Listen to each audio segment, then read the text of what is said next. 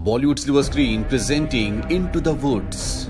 कहानी की शुरुआत में एक बेकर और उसकी पत्नी को दिखाया जाता है जिनकी कोई भी संतान नहीं होती। इस बात से वो दोनों बहुत परेशान होते हैं और एक रात को उनके घर में एक चुड़ैल यानी कि विच आती है। बेकर उसे कहता है कि मेरे पास खाने के लिए कुछ भी नहीं है। विच कहती है कि मैं यहाँ पर कुछ खाने के लिए नहीं आई बल्कि तुम्हें कुछ बताने के लिए आई हूँ। बहुत सालों पहले जब तुम बहुत छोटे थे तब तुम्हारे पिता यहाँ पर रहने के लिए आए थे। उस वक्त तुम्हारी मॉम प्रेग्नेंट थी और उन्हें सिर्फ हरी सब्जियां खाने का मन करता था। इसीलिए एक रात को तुम्हारे पिता मेरे बागीचे में हरी सब्जियां चोरी करने के लिए आए। अगर मैं चाहती तो उन्हें एक डॉग, कुर्सी या मूर्ति बना सकती थी, लेकिन मैंने ऐसा कुछ भी नहीं किया। मैंने उनसे कहा कि जब भी तुम्हारा कोई बच्चा होगा उसे मैं ले लूंगी। तुम्हारे पिता वहां से भागने लगे, लेकिन वहां से वो स्पेशल बीन्स भी लेकर चले गए जो मेरी मॉम ने मुझे दिए थे और वार्न किया था कि कभी भी इन्हें खोना मत, नहीं तो तुम्हें इसकी सजा मिलेगी।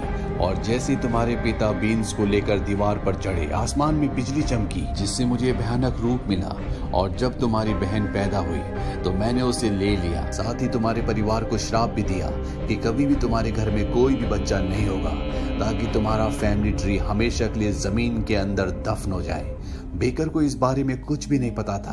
वो कहता है क्या मेरा कोई भाई है? विच कहती है कि नहीं, तुम्हारी एक बहन है, लेकिन अब वो मेरी है। उसके बारे में मैं तुम्हें कुछ भी नहीं बताऊंगी।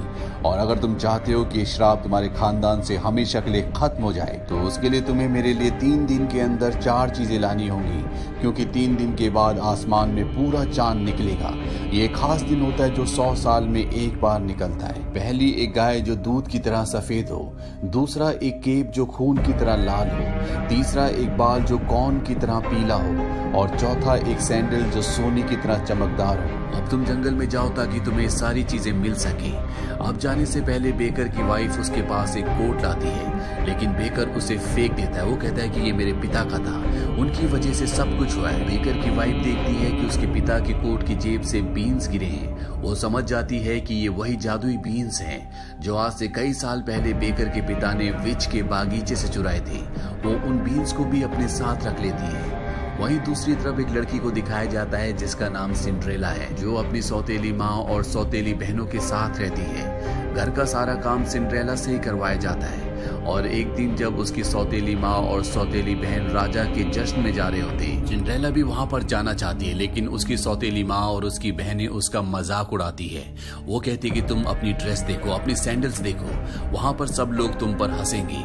इन कपड़ों में तुम राजकुमार के सामने डांस करना चाहती हो। उसकी सौतेली माँ जानबूझकर वहां पर दाल बिखेर देती है और कहती है कि पहले एक काम करो। उन तीनों के जाने के बाद सिंड्रेला जंगल में जाती है जहां पर उसकी मॉम की कब्र है। सिंड्रेला अक्सर यहाँ पर आती है। उसने अपनी मॉम की कब्र पर एक छोटा सा पौधा लगाया था जो आज उसके आंसुओं से इतना बड़ा हो चुका होता है। वहां पर वो कहती है कि आई विश।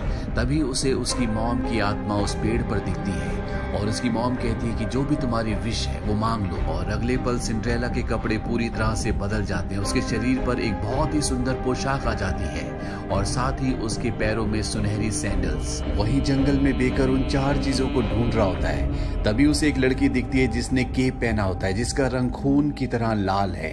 इस लड़की को बेकर पहले से जानता है। यहाँ पर अब विच भी आ जाती है।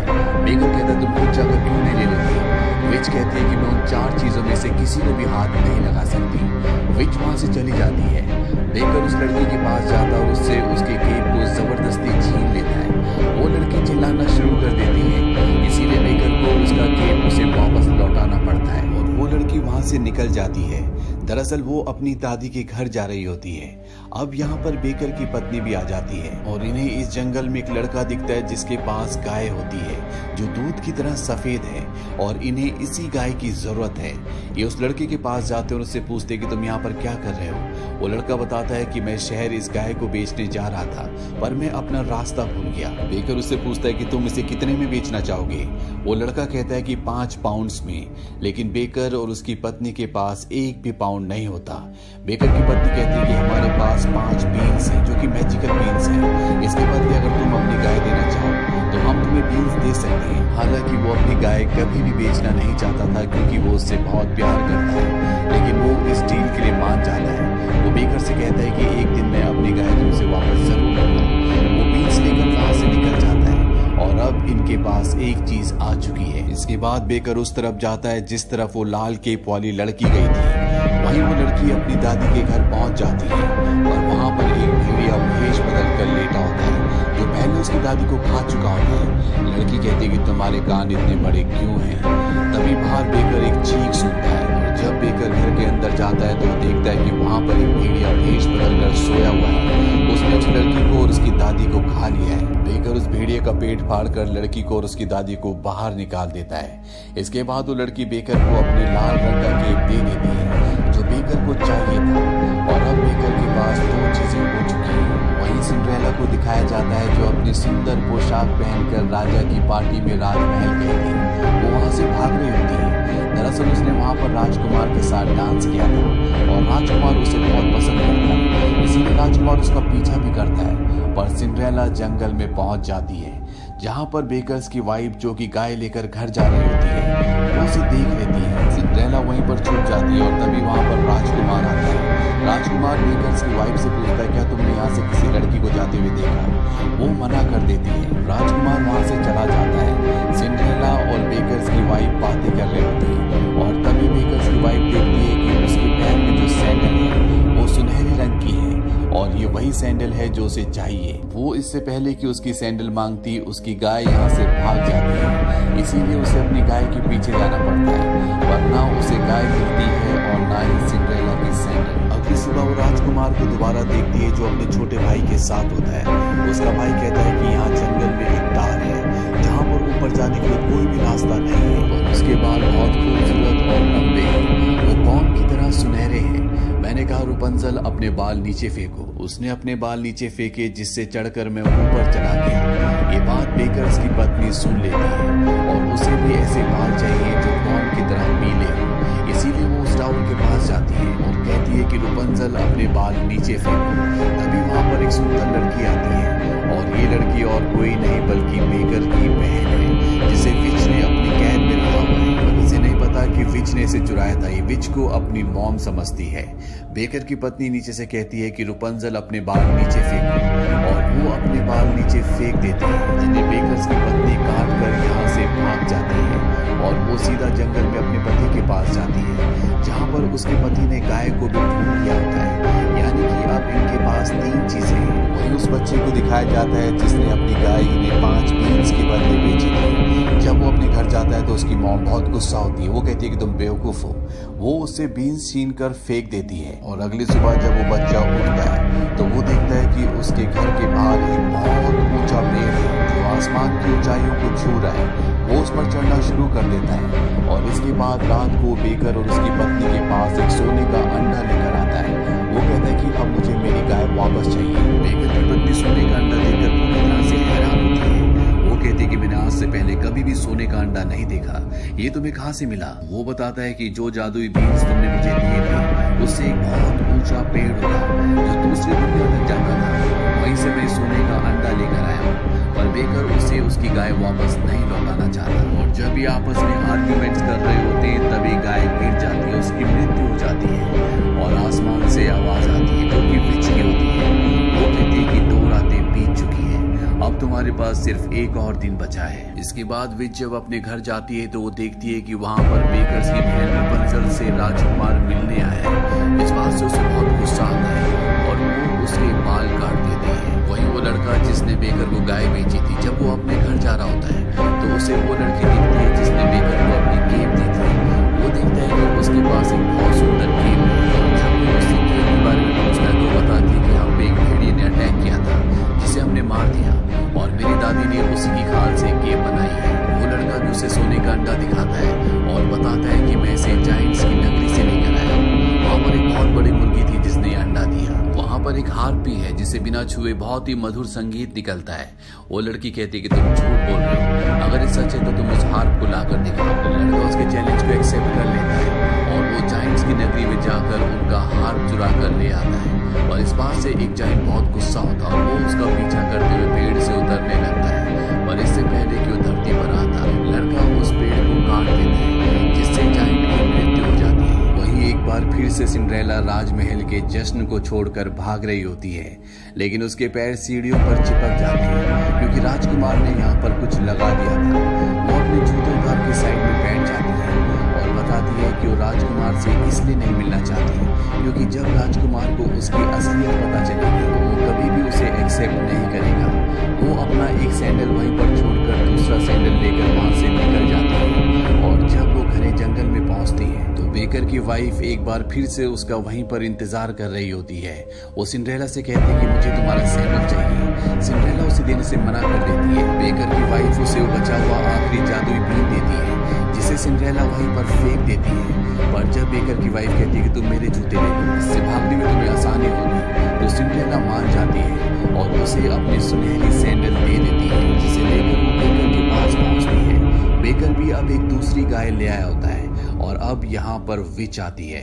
विच कहती है कि ये वो गाय नहीं है जो मुझे चाहिए। बेकर बताता है कि वो मर चुकी है। विच कहती है कि मैं उसे जिंदा कर सकती हूँ। वो उस जगह जाते हैं जहाँ पर उन्होंने गाय को दफनाया था। यहाँ पर वो लड़का भी होता है जिसकी वो गाय होती है। विच अपनी जादुई शक्ति से गाय को जिंदा कर देती है और इसके बाद एक एक करके उसे सभी चीजें खिलाई जाती है पर गाय दूध नहीं देती जिसे पीने के बाद श्राप टूटेगा। विच कहती है कि जो चीजें तुम लेकर आए हो उनमें जरूर कोई ना कोई गड़बड़ थी। बेकर की पत्नी उसे बताती है कि उन्हें कौन सी चीज कहाँ से मिली और जब विच को पता चलता है कि बाल रैपुंज़ल के थे तो वो इन्हें बताती है कि मैंने उसके बालों को छुआ था, इसीलिए इस नुस्खे ने काम नहीं किया।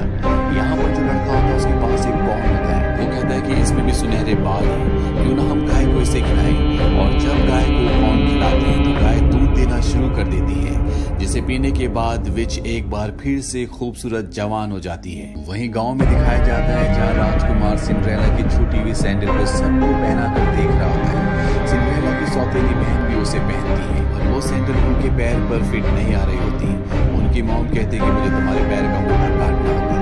वो अपनी बेटी के पैर का अंगूठा काट देती है और वो उस सैंडल को पहनकर अच्छे से नहीं चल पाती जिससे राजकुमार समझ जाता है कि ये इनके पैर के साइज की सैंडल नहीं है। तभी वहां पर सिंड्रेला आती है जिसके कपड़े बहुत ही पुराने होते हैं और जब राजकुमार उसे सैंडल पहनाता है तो वो उसके पैर में एकदम फिट आती है।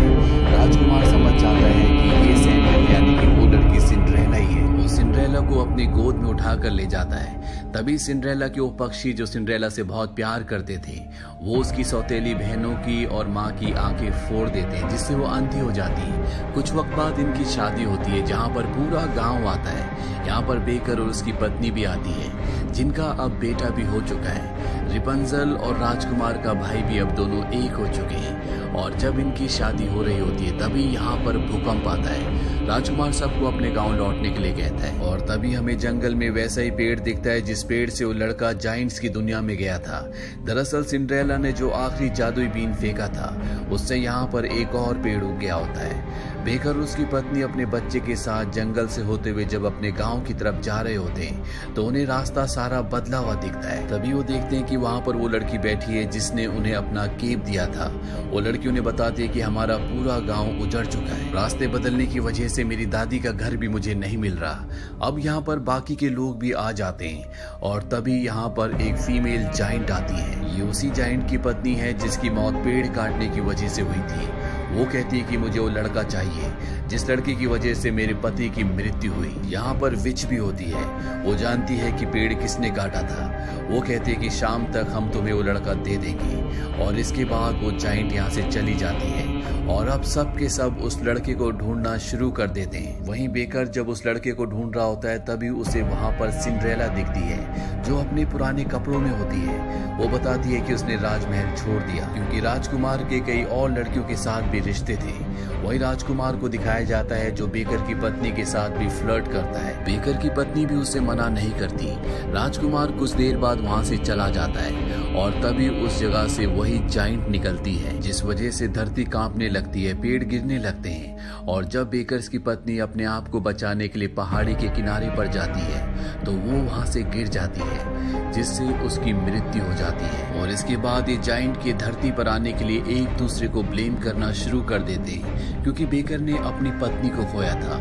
वहीं उस लड़की ने जिसने बेकर को लाल रंग का केप दिया था उसने अपनी मॉम और दादी को, और जो लड़का हार ऊपर से चुरा कर लाया था जिसने पेड़ काटा था उसने भी अपनी मॉम को खो दिया होता है। यानी उन जादुई बीन्स की वजह से, जिससे वो बड़ा पेड़ उगा और जाइंट धरती पर आया, इनके अपने लोगों की मृत्यु हो गई होती है। इसीलिए सब एक दूसरे को ब्लेम करते हैं, लेकिन अंत में सब विच को ब्लेम करते हैं। विच कहती है कि हाँ, ये सारी गलती मेरी थी, और वो इन सबको कर्स करती है।